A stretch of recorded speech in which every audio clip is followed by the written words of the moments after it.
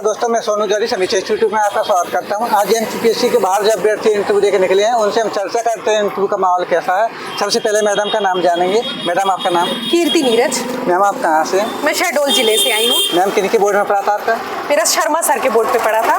Average ने कितने time तक चला होगा? 21 मिनट एवरेज? नहीं, क्या एवरेज? हाँ, टाइमिंग कितना था? अच्छा, टाइमिंग कितनी थी? 15 मिनट की अप्रॉक्सीमेटली। 15। तो ऐसा बताना चाहेंगे क्वेश्चन किस तरीके से पूछे थे? क्वेश्चन शुरुआत में मेरे हॉबी से रिलेटेड क्वेश्चन पूछे गए। उससे काफ़ी देर तक सर ने क्वेश्चन पूछे। उसके बाद मेरी जॉब है मंडी में ASI, तो फिर वो मंडी में लेके गए कि आप लोग क्या जॉब करते हो, कैसे करते हो, कैसे किसानों को लाभ पहुंचाते हो। फिर उन्होंने दूसरे मेंबर सर को दे दिया क्वेश्चन, तो वो बेसिकली इकोनॉमिक्स से रिलेटेड क्वेश्चन पूछ रहे थे। बोले थे आप बोर्ड पे खड़े हो जाइए और उपभोग फलन का चित्र बना के बताइए और बताइए वो किस किस पे डिपेंड करता है। तो वो थोड़ा सा बताया। फिर पुनरुत्पादन दर पूछे, बोले बस हो गया।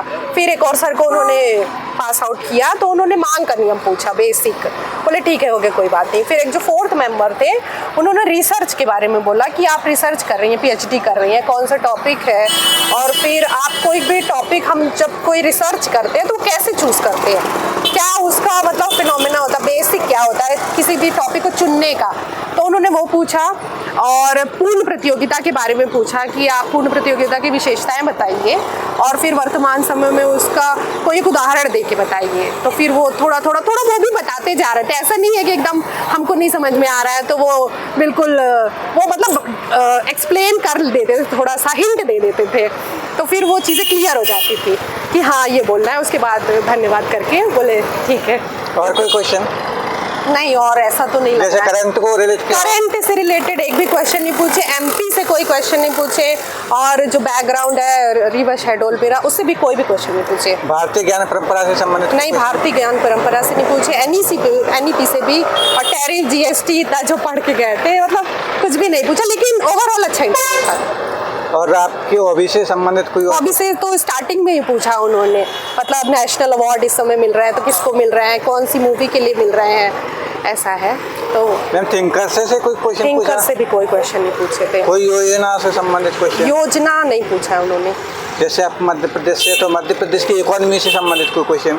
इकोनॉमी से नहीं, वो पूछ इंडियन इकोनॉमी से पूछे। हाँ, घाटे की वित्त व्यवस्था कि सरकार घाटे की वित्त व्यवस्था क्यों करती है, क्यों ऐसा बनाती है कि आय हमारी कम हो और व्यय ज्यादा हो, सरकार बराबर बनाए, या फिर उसको जब सरकार ही बना रही है तो क्यों घाटे की वित्त व्यवस्था बना रही है। और उसके फिर उन्होंने आगे की प्रोसेस पूछी कि कैसे उसको वो लोग संभालते हैं। और कोई क्वेश्चन? और योजना से संबंधित? योजना से नहीं पूछा है, और भी 2-3 क्वेश्चन थे अभी रिकॉल। मैम आपने सॉरी कितने क्वेश्चन पे बोला था? सॉरी मैंने पुनरुत्पादन दर मेरे से नहीं बन पाया, मेरे को एकदम से नहीं ध्यान आ पाया कि क्या है। और 1-2 इकोनॉमिक्स के ही क्वेश्चन थे जो नहीं आए, इंडियन इकोनॉमी से बन गया। मैम वैसे क्वेश्चन जैसे मौद्रिक नीति वगैरह, RBI वगैरह का कोई क्वेश्चन? नहीं, वो वाले नहीं पूछा, बस ये वाला पूछा ना, राजकोषीय नीति से घाटे की वित्त व्यवस्था पूछा था। ओके मैम, आने वाले अभ्यर्थियों के लिए कुछ सुझाव देना चाहोगे? सुझाव यही देने चाहूँगी कि मतलब एकदम कूल माहौल है, कोई ऐसा इतना हम लोग टेंशन हो कि ये भी पढ़ ले वो भी पढ़ ले, सब कुछ पढ़ के जाए, ऐसा कुछ भी नहीं है। आप फ्रेश होके जाइए, वहाँ पे वैसे ही ऑलरेडी आपके दिमाग में आता रहेगा कि हाँ इसका ये आंसर है, बस इतना ही है, ज़्यादा टेंशन प्रेशर में ना रहे। ओके, बहुत बहुत धन्यवाद आपके लिए हमारे साथ जुड़ने के लिए, और हमारी तरफ से आपको बहुत बहुत शुभकामनाएं। हम उम्मीद करते हैं मैम आपका फाइनल लिस्ट में। जी बिल्कुल, जी थैंक यू मैम।